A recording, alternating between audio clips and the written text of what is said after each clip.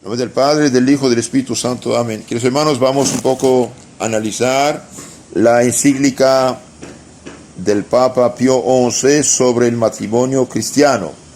Los nombres de esos documentos, de esas cartas de los papas, los nombres se le dan a la encíclica según el idioma original en el cual fueron escritos. En general es en latín, dice Casti Connubii, sobre el matrimonio. Y el Papa empieza así: cuán grande sea la dignidad del casto matrimonio, principalmente puede colegirse, puede sacarse, venerables hermanos, de que habiendo Cristo, Señor nuestro e Hijo del Eterno Padre, tomado la carne del hombre caído, entonces Cristo, después del pecado original, Cristo, Hijo de Dios, se hace hombre. No solamente Cristo, en su obra de salvación, no solamente quiso incluir de un modo peculiar, especial, este principio y fundamento de la sociedad doméstica y hasta del humano consorcio, en aquel su amantísimo designio de redimir, como lo hizo a nuestro linaje, sino que también lo elevó a verdadero y gran sacramento de la nueva ley, restituyéndolo antes a la primitiva pureza de la divina institución, encomendado toda su disciplina y cuidado a su esposa, la Iglesia. Todo eso es una sola frase. Entonces dice, para mostrar la grande dignidad del matrimonio cristiano, puede uno sacar esa idea de lo que hizo Cristo. ¿Qué hizo Cristo? Cristo, el Hijo eterno de Dios, se hizo hombre para salvar al hombre caído, al hombre pecador. Y no solamente quiso incluir de un modo peculiar ese principio fundamento de la sociedad, es decir, no solamente quiso incluir en su obra de reforma, de salvación, el principio y fundamento de la sociedad humana, sino lo elevó a rango de sacramento, de algo sagrado, algo santo. Entonces aquí dice el Papa que el matrimonio es principio y fundamento de la sociedad doméstica, de la sociedad, de la familia, y hasta del humano consorcio. Quiso también elevarlo a verdadero y gran sacramento, como dice San Pablo, Efesios 5:32, verdadero y gran sacramento de la nueva ley, restituyéndolo antes a la primitiva pureza de la divina institución. Ustedes saben que en el Antiguo Testamento hubo abusos, hubo la poligamia, hubo el divorcio, hubo la repudiación, y bien Cristo dice basta con todo esto. Basta con todo, lo restituyó a su primitiva pureza, es decir, y hizo del matrimonio cristiano lo que Dios quiere, un hombre, una mujer, para toda la vida. Pero encomendó, dice, su disciplina y cuidado ¿a quién? A la Iglesia. Para que después el Papa dice cosas muy hermosas, muy profundas. Para que de tal renovación, mejoramiento del matrimonio se recojan los frutos anhelados en todos los lugares del mundo, en todos los tiempos, es necesario, primero, iluminar las inteligencias de los hombres con la genuina doctrina de Cristo sobre el matrimonio. Entonces, para que el matrimonio realmente tenga éxito y dé buenos frutos, en primer lugar hace falta iluminar las inteligencias de los hombres, no con cualquier doctrina, concepto, ideas personales, sino tiene que eliminarse las inteligencias con la auténtica, verdadera, genuina doctrina de Cristo sobre el matrimonio. Entonces, el que decide hacer el matrimonio es Cristo, no es cualquier opinión de cualquier filósofo, teólogo o político o cualquier hombre pobre. Hace falta iluminar. Por ejemplo, en la noche, cuando hay mucha oscuridad, uno puede tropezar hasta caer en un pozo, no ve. Entonces, pero cuando tiene una lámpara, esa lámpara es poderosa, ilumina, uno ve y evita los obstáculos. obstáculos, de tropiezo. Entonces hace falta primero iluminar las inteligencias. ¿Y cómo se iluminan las inteligencias?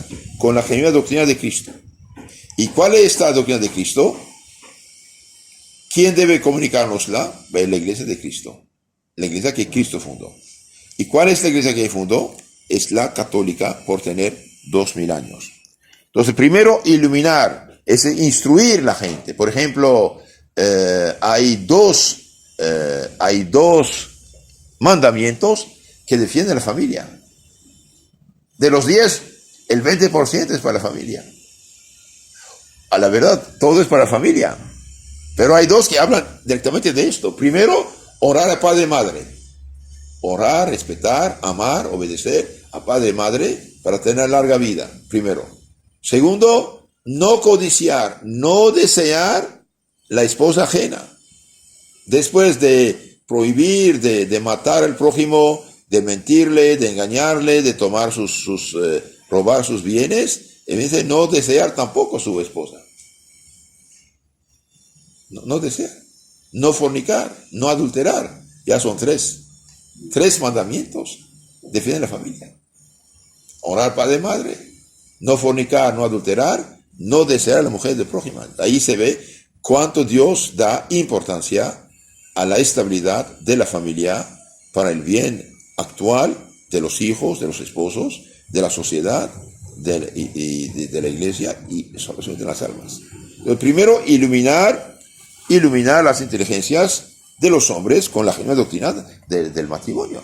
Una mujer que mira sus telenovelas hechas por unas perdidas, por pobres pecadoras, bien, esta persona no ilumina su mente con la genuina doctrina de Cristo, sino que se intoxica con las tinieblas infernales de unos perdidos que engañan a la gente. Segundo, es necesario, además, que los cónyuges cristianos, robustecidas sus flacas voluntades, con la gracia interior de Dios, se conduzcan en todos sus pensamientos y en todas sus obras en consonancia con la purísima ley de Cristo. Entonces, no solamente iluminar las inteligencias con la auténtica doctrina de Cristo, el catecismo, la formación cristiana, también hace falta robustecer las voluntades flacas con la gracia interior. Robustecer las voluntades. La voluntad es la facultad del amor. Entonces, fortalecer esta voluntad, ¿con qué? Con la gracia de Cristo, la gracia interior de Cristo.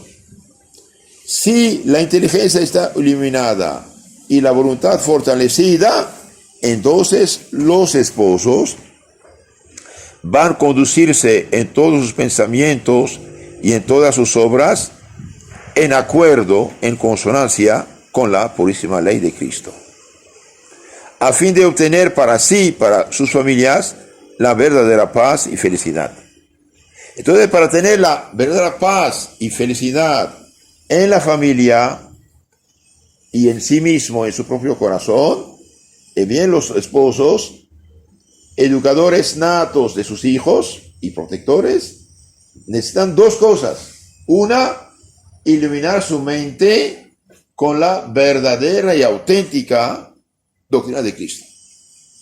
Entonces, eliminar todo lo que es falso, todo lo que es negativo. Segundo, fortalecer sus voluntades. Si la inteligencia está iluminada y la voluntad fortalecida, entonces, como una autopista, usted tiene la indicación y tiene la carretera bien hecha, el carro va a avanzar y llegar a su destino. Si la voluntad está fortalecida, la inteligencia iluminada, entonces los esposos van a conducirse en todos sus pensamientos y a todas sus actuaciones conforme a la purísima ley de Cristo. Y si se conducen según la ley de Cristo, entonces van a tener para sí y para sus familias la verdadera paz y la felicidad y la tranquilidad y el éxito. Pero si la inteligencia está falsificada, y si la voluntad está debilitada por lo falso, y bien sus palabras, sus pensamientos, sus actuaciones no van a ser conforme a la ley de Cristo. Por ejemplo, cuando dice honrar a padre y madre, a los hijos, pero también promete ¿qué? Promete larga vida. Honrar a tu padre y madre es amarles, respetarles, obedecerles, hacerles caso. ¿Y por qué tiene que hacer caso a su padre y madre? Ejemplo, ¿por qué tiene que hacer caso a su padre y madre? Porque después de Dios, ¿a quién debemos la vida? Después de Dios, ¿a quién debemos la vida? A padre y madre. Por lo tanto, nunca jamás podemos restituir a nuestros padres lo que hicieron. Entonces, el que escucha a su padre y a su madre, en lo concreto, obedece a Dios. Y como recompensa, Dios dice, te daré larga vida. Larga vida no significa años solamente, más que esto. Una vida sabia, virtuosa, cristiana. En la Biblia dice, fulano murió joven, pero en sus virtudes hizo más bien que ancianos canosos. Entonces, cuando uno obedece a sus padres, obedece a Dios. Y Dios lo recompensa doble. Uno, larga vida en todos los sentidos, de virtud, de sabiduría y también de años. Y dos, los hijos que trataron bien a su padre y madre, serán ellos también igual tratados bien por sus propios hijos. Y los hijos que no hicieron caso a su padre y madre, más tarde, sus propios hijos les harán sufrir igual. Un día un hijo mal educado, ingrato, se enojó mucho con su padre, lo agarró y llevó para casi tirarlo fuera. En la edad del ancianito, dijo, hijo, hasta aquí, por favor, hasta aquí. Y yo hice lo mismo con tu abuelo, igual que tú haces conmigo. Lo mismo que hacen los hijos, los mismos que hacen los hijos con sus padres, y bien, esto pasará con sus propios hijos. Ustedes saben que el cuarto mandamiento nos manda de amar a nuestros padres, obedecerles, respetarles y asistirlos en sus necesidades. Amar a nuestros padres es desearles y hacerles todo el bien posible y evitar los disgustos, dice nuestro catecismo. ¿Por qué debemos amar a nuestros padres? Y bien, no solo porque es un precepto de la ley divina, el que no honra a su padre y madre peca gravemente, cuando no honra en cosas graves, sino también porque después de Dios, como dije, a ellos debemos la vida y todos los bienes que tenemos, hasta la carne que tenemos, ¿de dónde sacamos? Del sudor de frente de nuestros padres que nos alimentaron. Obedece a sus padres el que cumple bien todo lo que le mandan, siempre que no sea contra la ley de Dios o de la iglesia. Entonces, el que escucha a sus padres, escucha a Dios nuestro Señor, y eso realmente es muy, muy hermoso. Cuestión de obediencia, yo leí en un librito, un muchachito que se preparaba para primera comunión, aprendió los mandamientos de Dios, que hace falta escuchar a sus padres y madres, claro, también santificar el día del Señor. Entonces el domingo puso su zapato negro, su corbata, su saco y todo. Y su papá, que no practicaba, dijo, ¿a dónde vas, hijo? Papá, voy a misa. No, dice, deje tonterías, venga a trabajar conmigo. Muy exigente. Bueno, el muchacho hizo caso porque tuvo miedo. En la semana pensó, reflexionó y dijo, pero eso no es normal. Mi padre me manda a hacer lo que Dios no quiere. Domingo siguiente hizo lo mismo. ¿A dónde vas? Papá, voy a misa. Te dije, y deja esas cosas, venga a trabajar conmigo. Tonterías. Dijo, está bien. Si ir a misa es tontería, escuchar padre y madre también es tontería, porque Dios dijo las dos cosas. Y se fue corriendo.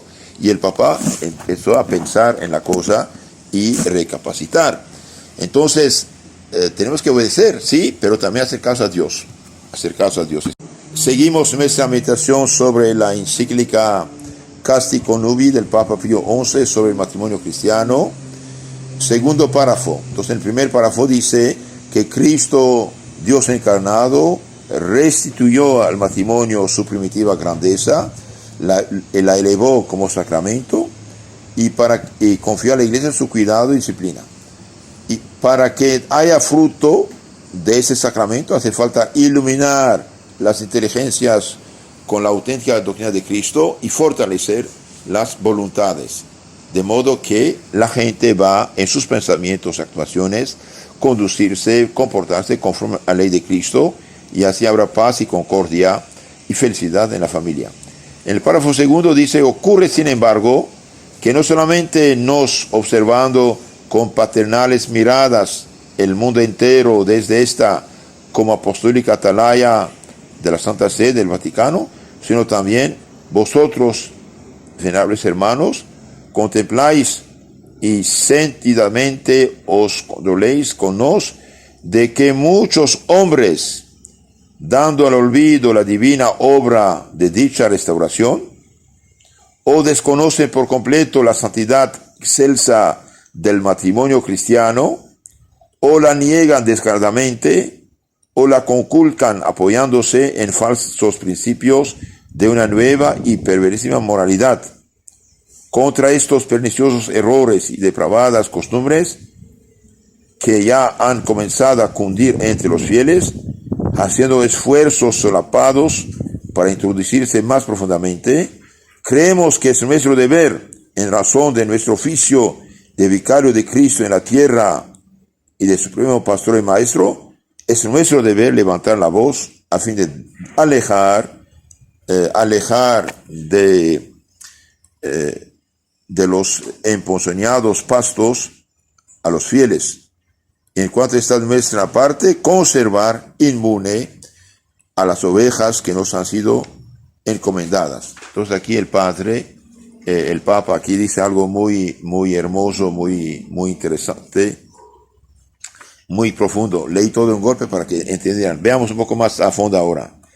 Dice, a pesar de lo que hizo Cristo, dice, hoy nosotros observando el mundo, y ustedes los obispos hacen lo mismo, vemos que hay gente que hace el contrario de la obra de Cristo, o desconocen por completo la santidad excelsa del matrimonio cristiano, no lo reconocen, hacen lo que se llama el matrimonio civil con divorcio y todo lo demás, o lo desconocen por completo, no saben que es un matrimonio cristiano, o lo niegan descaradamente, es peor. Hay los ignorantes y hay los que lo niegan, lo rechazan, menosprecian, o la conculcan, esta restauración de Cristo, apoyándose en falsos principios de una nueva y perversísima moralidad. Falsos principios, por ejemplo, bien, el matrimonio cristiano dice, un hombre o una mujer hasta la muerte, bien, esta gente dice, no, usted se casa por civil y cuando quieres puede divorciar. En los lugares hay divorcio expreso en el día prácticamente. Entonces aquí el Papa denuncia tres tipos de error: los que desconocen la santidad del matrimonio cristiano, los que lo niegan descaradamente, o los que conculcan apoyándose en falsos principios de una nueva y muy perversa moralidad. Claro que hace 100 años cuando esto pasaba, todavía la gente, en su mayoría siendo católica, no iba a destruir así la sociedad, pero hoy cuántas familias están destruidas. ¿Cuántas familias están destruidas? Y el Papa tacha esos errores de perniciosos y depravados. Contra estos perniciosos errores y depravadas costumbres que han comenzado a cundir entre los fieles, haciendo esfuerzos solapados para introducirse más profundamente en la sociedad. Entonces aquí dice, los anticristianos están haciendo muchos esfuerzos para hacer entrar en las familias católicas sus ideas falsas, sus principios falsos, sus errores y también depravadas costumbres. ¿Qué hace el Papa? Dice, es nuestro deber, en razón de nuestro oficio de vicario de Cristo en la tierra y de pastor supremo de la iglesia, es nuestro deber levantar la voz. ¿Y por qué el Papa habla? Para alejar a las ovejas de Cristo de los pastos venenosos, es decir, de las doctrinas falsas. Y en cuanto está en nuestra parte, conservar inmunes a las ovejas que nos han sido encomendadas. Entonces el Papa dice, hablamos para proteger de un lado a las ovejas de Cristo que vivan su vida cristiana en su familia como Dios manda, en santidad y paz y concordia. De otro lado, alejarlas de los principios falsos. Ahora, ¿qué pasa en lo concreto hoy? ¿Qué diría? Bien, hoy diría el Papa, todos los que han chupado el veneno de las telenovelas, de las películas, de las novelas, de los periódicos falsos, vienen intoxicados. Por esta razón hay tantas y tantas familias destruidas, por desgracia, por el divorcio, por la separación, por estas cosas. Por eso, venerables hermanos, dice el Papa, nos hemos determinado a dirigir la palabra primeramente a ustedes, los obispos, y por medio de ustedes a toda la Iglesia Católica. Cuando el Papa manda una carta, la manda a los obispos, y los obispos mandan a todos los sacerdotes. Los sacerdotes tienen que comunicarla a todos los fieles.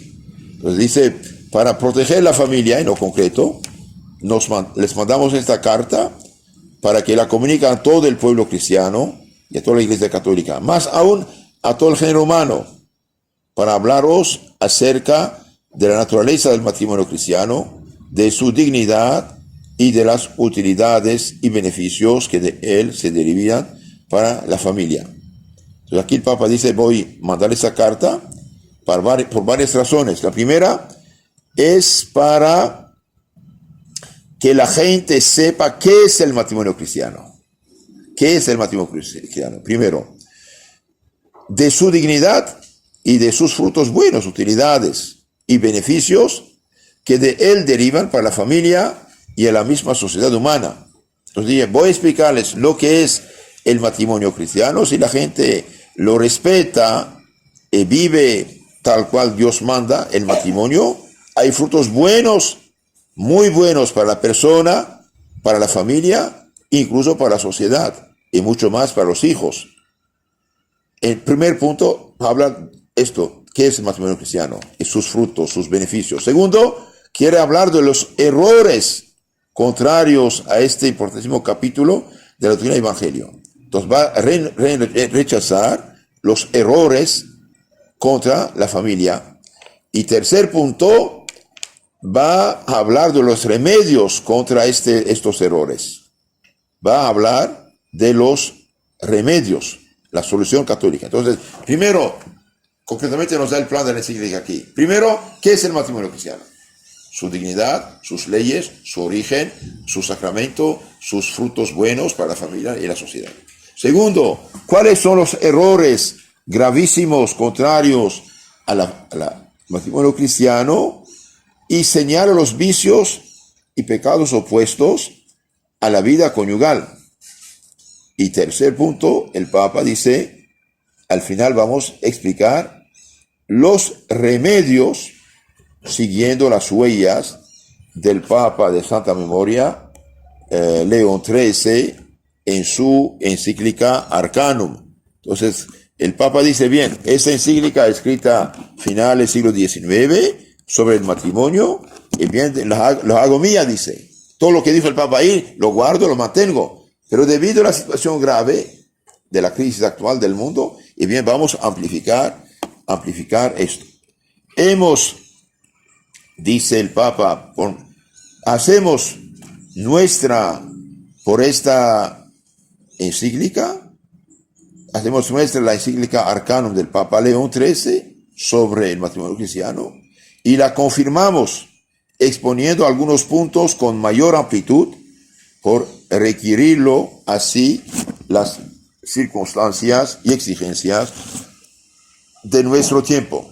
Declaramos que aquella no solo no ha caído en desuso, sino que conserva pleno todavía su vigor. Entonces el Papa dice, sí, el Papa León XIII escribió una encíclica sobre este asunto, pero debido a que la situación se agravó, y bien, yo trato el mismo tema con un poco más de amplitud para dar la respuesta católica. Párrafo 3. comenzando por esa misma encíclica, encaminada casi totalmente a reivindicar la divina institución del matrimonio, su dignidad sacramental y su perpetua estabilidad, quede asentado en primer lugar como fundamento firme e inviolable. Entonces dice, el Papa protegía el matrimonio cristiano contra constantemente el divorcio, contra el divorcio lo protegía. Que el matrimonio no fue instituido ni restaurado por obra de los hombres, sino por obra divina. Entonces dice el Papa, el matrimonio cristiano no es obra de hombres, sino es obra de Dios. Que no fue protegido, confirmado ni elevado con leyes humanas, sino con leyes del mismo Dios, autor de la naturaleza y de Cristo Señor, redentor de la misma. Y que por lo tanto, sus leyes no pueden estar sujetas al arbitrio de ningún hombre, ni siquiera al acuerdo contrario de los mismos cónyuges. Entonces, dice, el matrimonio es uno, un hombre, una mujer, hasta la muerte. Lo que Dios unió, el hombre no lo separe, dijo Cristo, y por lo tanto, aunque los esposos quieran, dice, no hay divorcio. Lo que fue bendecido es para siempre. Esto viene de Dios. Ninguna autoridad humana puede destruir, eliminar lo que Dios ha establecido, aunque los esposos lo quisieran. Esta es la doctrina de la Sagrada Escritura. Génesis 1:27, Mateo 19:3, Efesios 5:23. Es la doctrina de la Sagrada Escritura. Lo que Dios unió, el hombre no lo separe. Esta es la constante tradición de la Iglesia Universal. Esta es la definición solemne del Santo Concilio de Trento frente a Lutero, el cual con las mismas palabras del texto sagrado expone y confirma que el perpetuo e indisoluble vínculo del matrimonio, su unidad y su estabilidad, tienen por autor Dios. Entonces es muy importante esto. Entonces, el perpetuo e inviolable vínculo del matrimonio, su unidad y estabilidad tienen por autor a Dios. Y nadie puede cambiar esto. Mas aunque el matrimonio sea de institución divina, por su misma naturaleza, con todo la voluntad humana tiene también en él su parte. Y por cierto, nobilísima, porque todo matrimonio, en cuanto que es unión conyugal entre un hombre determinado, una mujer determinada, no se realiza sin el libre consentimiento de ambos esposos. Y este acto libre de la voluntad, por el cual una y otra parte entrega y acepta el derecho propio del matrimonio. Dice, el matrimonio viene de Dios, sí, un hombre, una mujer, para toda la vida. Pero dice, el hombre y la mujer se escogen y ellos deciden de casarse o no casarse. Es tan necesario para la constitución del verdadero matrimonio que ninguna potestad humana lo puede suplir. Entonces, si una persona no quiere casarse, y bien nadie puede obligarla. Y de hecho, una persona obligada a casarse no valdría el matrimonio, si no da su consentimiento. Es cierto que esta libertad no da más atribuciones a los cónyuges que la de determinarse o no contraer matrimonio, y a contraerlo precisamente con tal o tal persona, pero está totalmente fuera de los límites de la libertad del hombre, la naturaleza del matrimonio, de tal suerte que si alguien ha contraído ya matrimonio, sea sujeta a sus leyes y propiedades esenciales. Y así el angélico doctor Santo Tomás, tratando de la fidelidad de la prole, dice, estas nacen del matrimonio en virtud del mismo pacto conyugal. Se casan y tienen hijos, de tal manera que si se llegase a expresar en el consentimiento causa del matrimonio algo que les fuera contrario, no habría matrimonio verdadero. Por obra pues del matrimonio se juntan y se funden las almas aún antes y más estrechamente que los cuerpos. Y esto no con un afecto pasajero de los sentidos del espíritu, sino con determinación firme y deliberada de las voluntades. De esta unión de las almas surge, porque así Dios lo ha establecido, un vínculo sagrado e inviolable. Y por lo tanto dice, aunque los esposos quieran, bien ya no pueden separarse. Una vez casados, bendecidos, es para toda la vida.